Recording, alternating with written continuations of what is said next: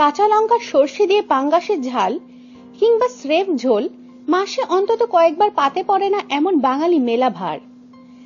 ডায়েটিশিয়ানরাও বলেন শরীরের প্রয়োজনীয় প্রোটিন ওমেগা ফ্যাটি অ্যাসিডের চাহিদা মেটাতে ছোট মাছের বিকল্প নেই।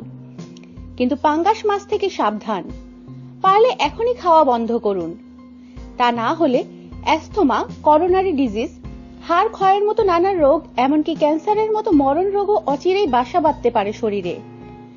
পাঙ্গাস রান্না করা সহজ, কাটা বেশি থাকে না, খেতে সুস্বাদু, আপাতত সস্তাও, সবই ঠিক আছে।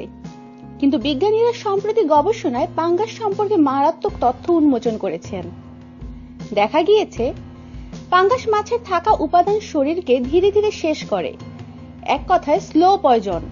কেন পাঙ্গাস বিপজ্জনক? পাঙ্গাস মাছ বড় হয় সাধারণ অবস্থাতেই, কিন্তু চাষ করা হয় ফার্মে।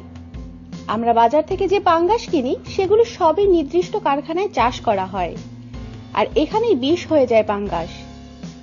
ফার্মে পাঙ্গাসের স্বাদ বাড়ানোর ও সংখ্যায় বাড়ানোর জন্য ব্যবহার করা হয় নানা রকম রাসায়নিক সার, সঙ্গে বিষাক্ত কীটনাশক।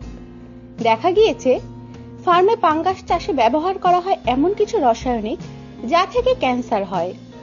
তাই চিকিৎসকদের পরামর্শ, সুস্থভাবে বাঁচতে অবশ্যই মাছ খান, তবে পাঙ্গাস নয়। আমাদের সাথেই থাকুন আর সাবস্ক্রাইব করুন।